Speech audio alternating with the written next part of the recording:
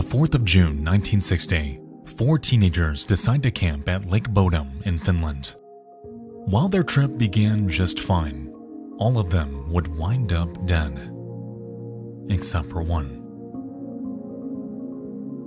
Grab a snack and kick back, because tonight, in Storytime. Welcome back, my friends, to Late Nights with Nexpo.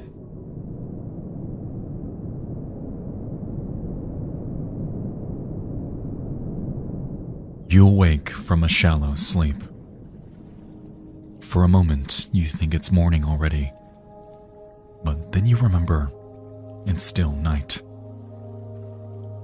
During the summer in Finland, midnight is indistinguishable from dawn. From where you lay inside your tent, the night sounds perfectly peaceful. Crickets chirp softly outside. Not far away, the lake's gentle waves lap rhythmically against the shore. It's idyllic. And yet, you can't shake the sense that something is wrong. Something imminent. Then you hear it. A crunch of foliage outside the tent. Then a quick twang, the sound of a rope snapping. Someone is cutting the cords that hold up your tent. You try to escape, but the tent is already collapsed down around you, smothering your cries for help.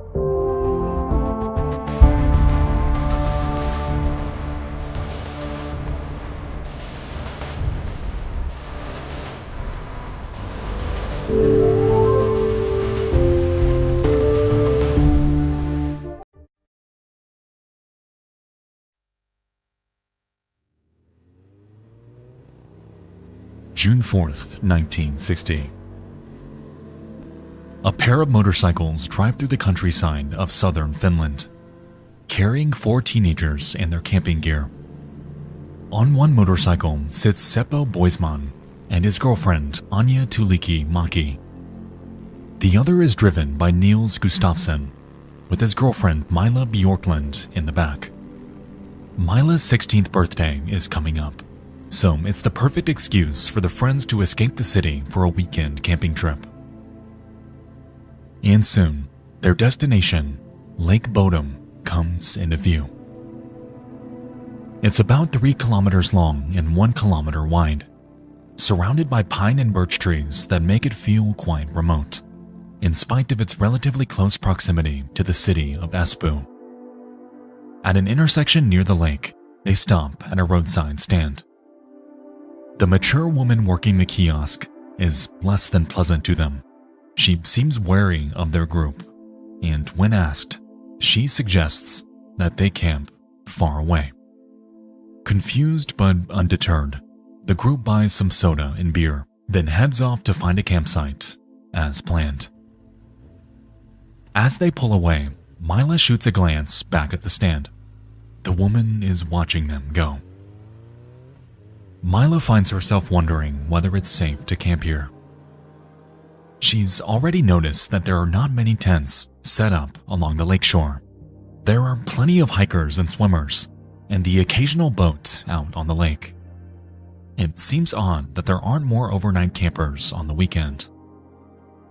As they scour the lakeshore for a campsite, Mila, Nils, Seppo, and Anja encounter a handful of day trippers. People there for hiking or fishing, but they make sure to find a nice secluded space to set up. It's not long before they find the perfect spot, a small outcropping on the south shore. They're right by the water, but screened from public view by the trees. They lean their 2 motorcycles against nearby trees and pitch a small tent that's just big enough to fit them all inside. Mila keeps thinking back to the woman who sold them their drinks, the look she gave to the 4 of them, her cryptic warning. Mila hopes that they won't get in trouble for staying here. Since this is her birthday celebration, she'd feel awful if something happened. But her concern starts to evaporate as everyone settles in by the lake. It's been an especially hot summer, so the cool breeze over the water is just what they needed. The boys crack open their beers. Anya stops complaining about how annoying her dad was about letting her go on this trip. And finally, Mila relaxes as well.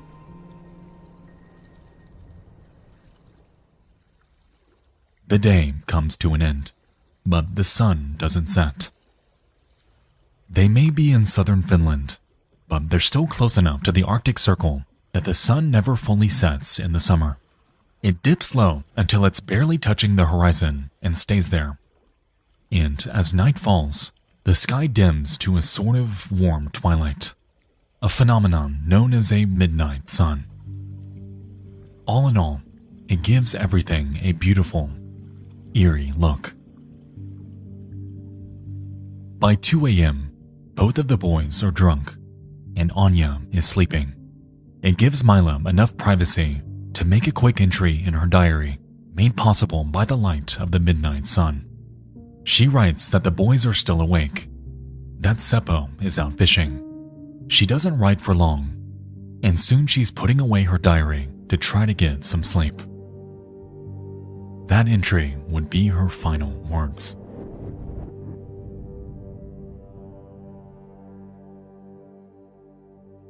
Nine hours later. Morning, by the shores of Lake Bodom. The midnight sun has brightened to a warm summer's day once again. A local man, Esko Johansson, arrives with his 2 sons. They take in the stunning scene before them. If today's going to be anything like yesterday, it'll be perfect weather for swimming. They make a brisk walk towards the lakeshore, eager to plunge into the refreshing water. Yet, on their way, an unusual sight stops them.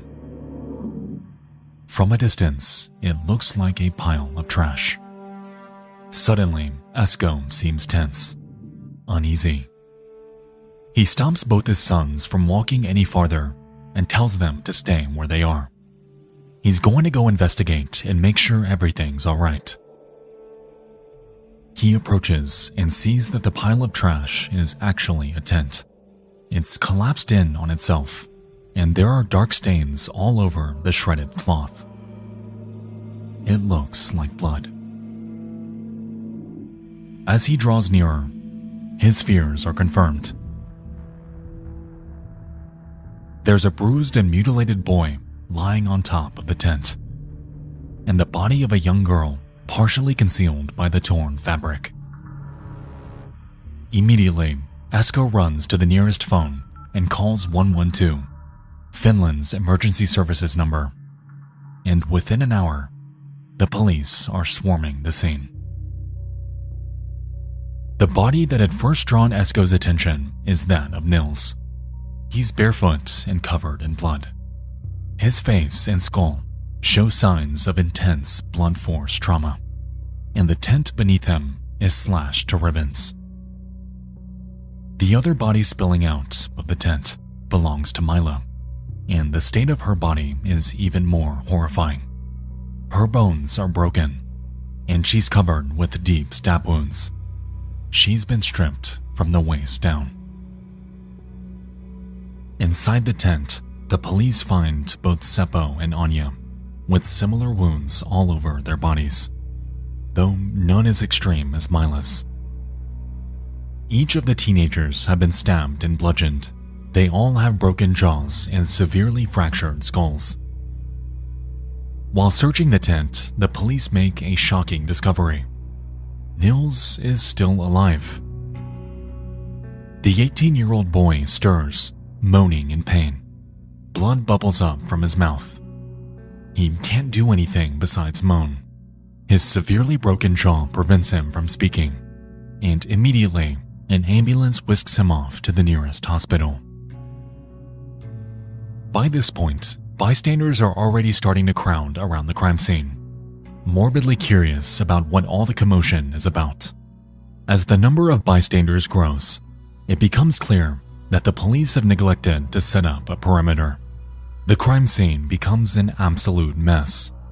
with countless pieces of forensic evidence trampled or lost. Amidst the commotion, what police are able to piece together is this. There's no obvious murder weapon, though the tent has been slashed as if by some sort of blade. It seems the attacker struck at them from outside the tent, and the teenagers fought to escape before succumbing to their injuries. Out of everyone, Nils was the only one who managed to get out. The tent itself seems to have been roughly ransacked, its contents scattered around the woods. A few key items are missing, including wallets and watches belonging to the boys, the shoes that Nils had been wearing, and the motorcycle keys. However, even so, the motorcycles have not been stolen, as both are still parked near the campsite. Mila still has her diary on her, but it doesn't provide any substantial clues. It seems she was too busy relaxing by the lake to note if anything was amiss. The only thing of note is that she was still awake at 2 a.m. and that both boys were drunk, though it's unsurprising for a pair of teenagers on a weekend getaway. The police also find the shoes that belonged to Nils about 1 kilometer from camp. They're half buried in the undergrowth and covered in blood. A couple of bird watchers come forward to police with the description of a potential suspect, a tall, blond man with a square jaw. They claim that they saw him near the campsite in the early hours of the morning. This is corroborated by a 14-year-old boy who was fishing around 6 a.m. and claims to have seen a blond man standing beside the shedded tent from afar. Neither the fishermen or the bird watchers, however, were close enough to see the bodies. Locals continue to come forward with their own theories, their own suspects, and soon the police are overwhelmed. What they really need is for Nils, the sole survivor, to help make sense of all of this information.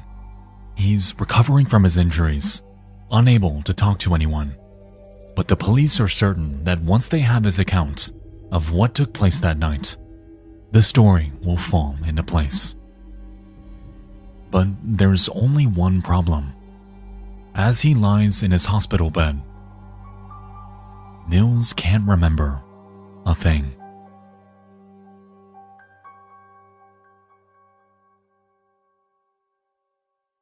Later on, when Nils is finally able, he gives a short statement to the police. He remembers little to nothing of the day before. His only memory of the attack is that of a dark shape which he glimpsed through the holes in their tent. Any other crucial details have been lost in the head trauma he suffered. The police, drowning in clues offered up by locals, want to see if they can jog his memory. After he's discharged from the hospital, they pay him another visit, and with his consent, they hypnotize Nils and ask him again, "Who killed your friends? What did you see?" In his interview, the results are more concrete. Nils describes the attack, fighting to get free of the tent as the intruder batters away from the outside. He says he got free of the canvas, only for the mysterious man to kick him in the jaw, breaking it and knocking him unconscious. Afterwards, he was left for dead. Nils describes the attacker as a man around 20 to 30 years old, about 5'8", with blonde hair combed back and a strong chin. This is promising news. His description seems to match up with the figure multiple eyewitnesses placed near the scene. The police hypnotize the 14-year-old who claimed to have seen the blonde man, and again ask for a description. He says the same thing. A blonde man with a square jaw. Using the descriptions given by Nils and the eyewitness, the police are able to create a rough composite sketch of the man they're looking for. The 3 deceased teens are buried the following week. The event is photographed by the press, and when these photos are developed afterwards, they reveal something that no one noticed at the time. Among the crowd of heartbroken mourners, there stood an unidentified man, a blond man with a strong jawline. The authorities' first real lead on a suspect comes from the staff of Helsinki Surgical Hospital, located about 25 kilometers southeast of Lake Bodom. On June 6th, the Monday after the murders, a distressed blond man is brought into the ward. He's requested urgent assistance, though the doctors don't notice anything physically wrong with him. His shirt is stained red with what he claims is paint. This man, as it turns out, is already known to the Finnish police. He's a 36-year-old German expatriate named Hans Osman. His background is shrouded in mystery due to his habit of lying and exaggerating his past. Unsubstantiated claims Hans has made about himself include that he was a Nazi guard at Auschwitz, was reassigned when he fell in love with a Jewish woman, and that he was recruited by the KGB after the war. In spite of his suspect backstory, Hans has an airtight alibi. He claims he was with a girlfriend in Helsinki at the time, and she and her family confirm this story. It would have been nearly impossible for him to drive all the way to Lake Bodom, commit a gruesome crime, and get back to Helsinki without them noticing. The authorities dismiss him as a suspect, confident that he's not the man they're looking for, and his red-stained clothes are never tested. Around this time, another suspect comes to their attention. It's a local named Carl Kjellström. 50 years old, Carl owns the roadside stand that the four teens visited before heading to the lake. Though often day-to-day operations are handled by his wife and 12-year-old daughter, his wife had directly interacted with the victims on the day before the murder while selling them soft drinks and beer. Carl is the reason there were so few campers by that side of the lake. He's known to be a temperamental alcoholic who treats the shore of Lake Bodom like it's his backyard. He's had numerous run-ins with campers and day trippers over the years, and has been known to throw rocks at people, cut the cords of tents, and even fire warning shots with his shotgun. He looks nothing like the blonde man in the police sketch, but otherwise he fits the perfect profile of someone who would have a violent outburst at noisy teens.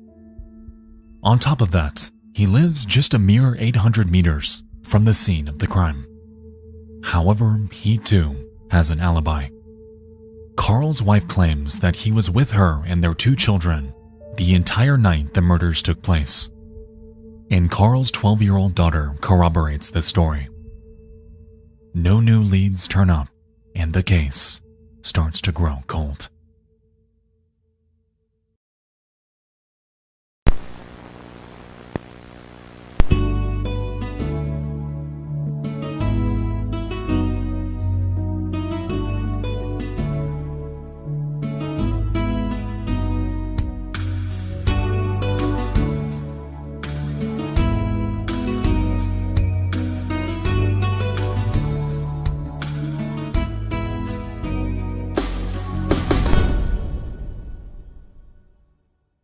August 1969, 9 years after the murders by Lake Bodom.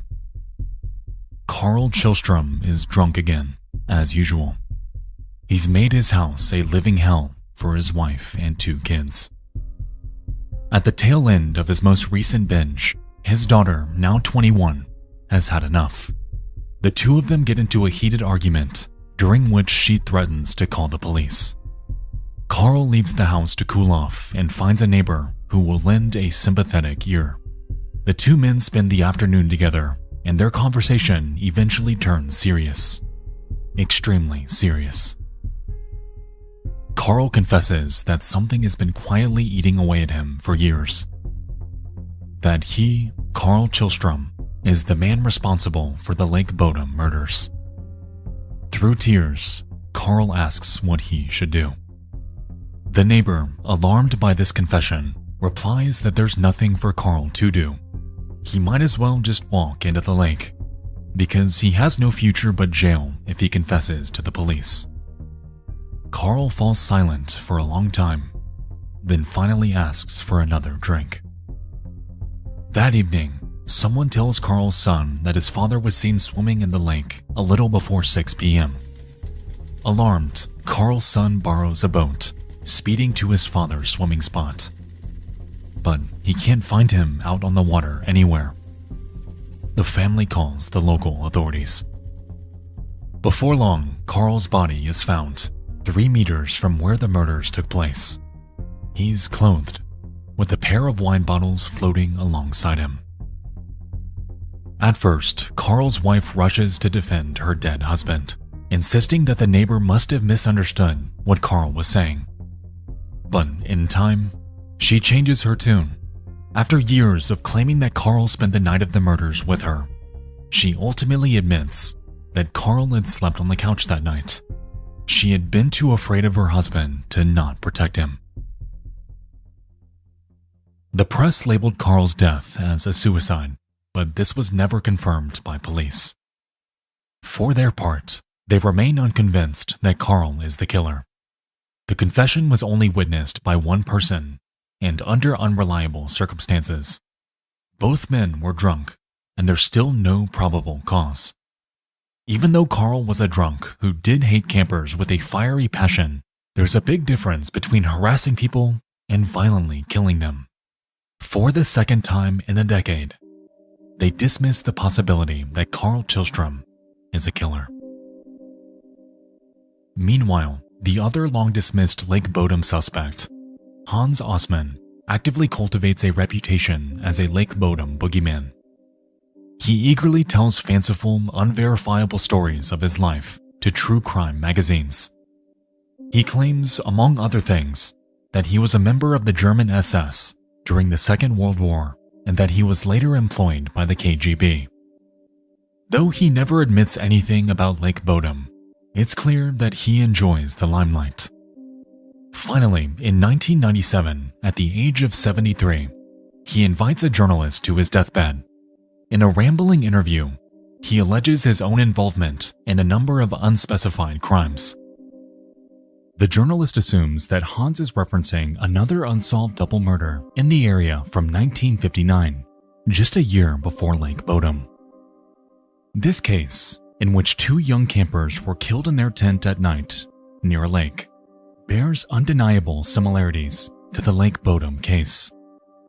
However, when the journalist inquires directly about Lake Bodom, Hans doesn't confess. Ultimately, Hans Osman dies shortly thereafter, leaving his true life story clouded by exaggeration. For a while, it seemed like nothing new would ever happen to revive interest in Lake Bodom. Any hope at truth has been lost to time and crime scene mismanagement. The 90s roll into the early 2000s, and then, shockingly, there's a sudden development.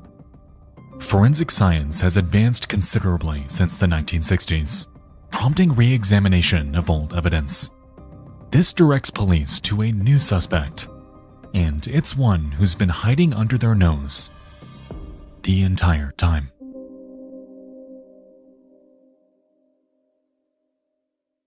April 2004. Nils Gustafsson has lived a normal life for the past 45 years. Now in his early 60s, he's retired with a wife and 2 kids. The events of Lake Bodom seem so distant now, like they happened to another man in another life. That is, until he receives a visit from the police. They tell him that he's under arrest for the murder of Anya, Mila, and Seppo, and he's shocked. There's no statute of limitations on murder, but Nils had moved on from that traumatic period of his life, or at least so he thought. The blunders the police made back in 1960 make it a particularly thorny case to relitigate.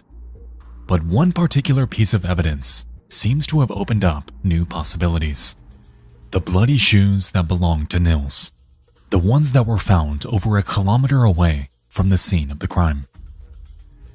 A forensic analysis of the shoes determines that the blood came from Nils' murdered friends, but none of it is from Nils himself. The conclusion prosecutors draw from this is that the killer was wearing shoes when he attacked the tent, and the killer, by this reasoning, is Nils himself. The original description Nils gave of the attacker, that of the blonde man with the square jaw, is no longer considered relevant, as it was given under hypnosis. And so, Nils is held in jail for a year, preparing for his defense. While he waits, the case becomes a media sensation. Long dormant speculation about the murders splashes across tabloid headlines. It's now where they have a juicy new angle to explore in this case. The lurid story of a teen who murdered his girlfriend and got away with it for 45 years. August 2005. The trial begins. The prosecution paints a damning story of what happened almost a half-century ago. They theorize that June 4th was a tense day by the lake. Nils had gotten drunk and became aggressive, fighting with his girlfriend Mila. It got so bad that he was exiled by the others from their shared tent. After midnight, Seppo attempted to calm him down. This was unsuccessful, sparking a fight between the two boys. Seppo had won this fight, explaining the blunt force trauma that Nils suffered to his jaw and skull. Seppo then returned to their tent, leaving the defeated Nils behind. Sometime after 4 a.m., when he was sure the others were asleep, Nils returned to the tent with a knife and a rock. He viciously stabbed and bludgeoned his friends to death, then made it look like a burglary. He took the keys for the motorcycles, Seppo's leather jacket, their wallets and watches, and got rid of them somewhere nearby, likely the lake. This explains why the motorcycle keys were missing, but the murderer did not use either vehicle for a quick getaway. Once he staged the scene, Nils got rid of his shoes and returned to the scene of the crime, where he laid down beside his dead girlfriend and waited for their bodies to be discovered. The injuries Nils had received earlier that evening at the hands of Seppo helped make it seem as if the killer had attacked him as well. The prosecution's case hangs on two key pieces of evidence: the shoes, which were likely worn by the murderer, and the state of the tent, which had been slashed to ribbons.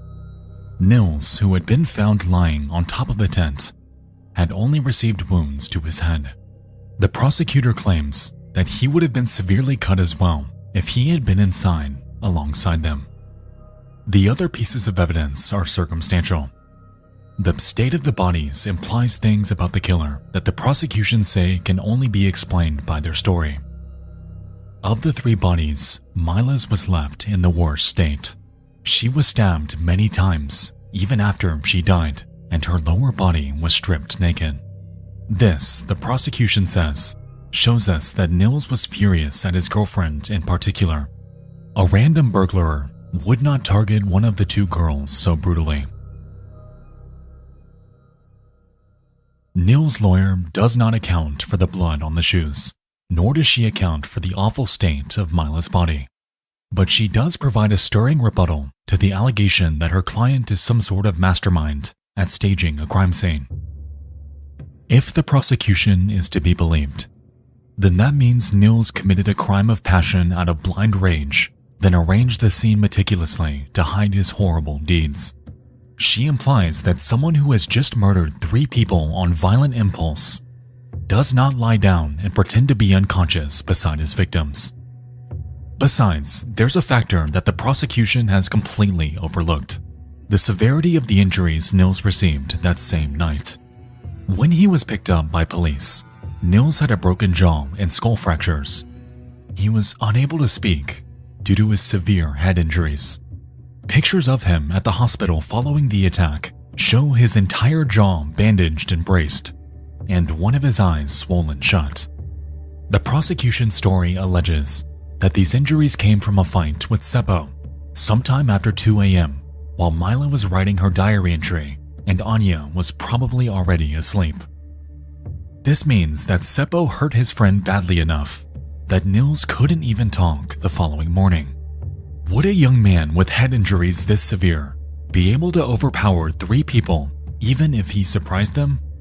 Would he have been able to walk half a mile away from the campsite to dispose of his incriminating shoes before returning and pretending to be unconscious?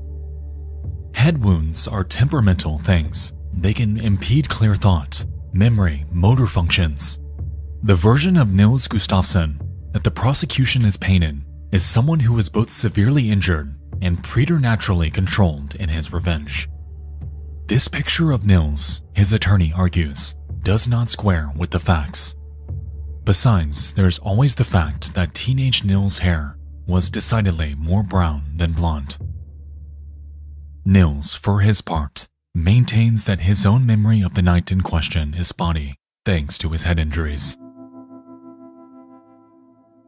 In the end, the jury finds Nils not guilty. He's released from custody and is allowed to return to his quiet life with his family. But even still, he's not done with his life in the spotlight. The last year has been a harrowing relitigation of the most traumatic event of his life. And so, Nils sues the Finnish government for unjustified imprisonment. The case is settled, and Nils walks away with the payment of nearly 45,000 euros. Nils' life eventually goes back to normal, and his innocence is never questioned again. So, who's responsible for the Lake Bodom murders? Was it Hans Osman, the unreliable attention seeker, who loved to imply that he knew more than he let on, even making many suspicious statements on his deathbed? Was it Carl Kjellström, who was often violent towards campers at the lake he considered his property? Was it Nils Gustafsson, who committed a crime of passion that could never be proven in court? Or was it a random person, long since disappeared, somewhere in Finland? Curiously, another suspect came to light in the late 1960s, just a couple months before Carl took his own life. A man named Pentti Soininen, who hanged himself while in prison. For many years, he bragged to fellow inmates that he committed the Lake Bodom murders. He did indeed grow up near Lake Bodom, but otherwise his claims were given little credence by police. Soininen was only 14 or 15 years old at the time of the murders, and it seems unlikely he could have overpowered 4 people, 2 of whom were 18-year-old men. Though guilty of plenty of other crimes, Soininen is considered innocent in the Lake Bodom murders. However, his alleged confession shows a chilling possibility.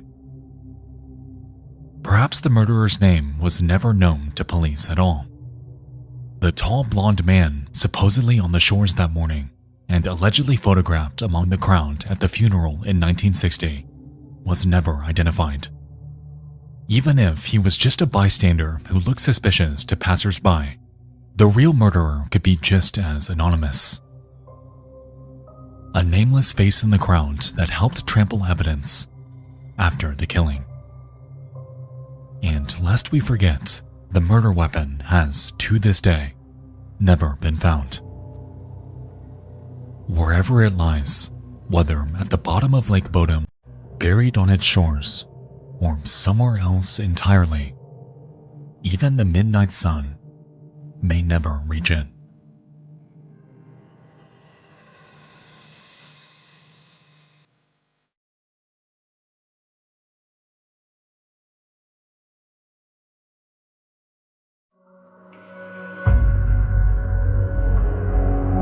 Thank you guys so much for listening to another video adaptation of my podcast, Late Nights with Nexpo. Right now, there are tons of exclusive mysteries available for you to listen to wherever you get your podcasts. So after this video, please head over and give it a follow. Any and all support truly means the world. Thank you all again for listening. I'll see you in the next one. I love you all. And good night.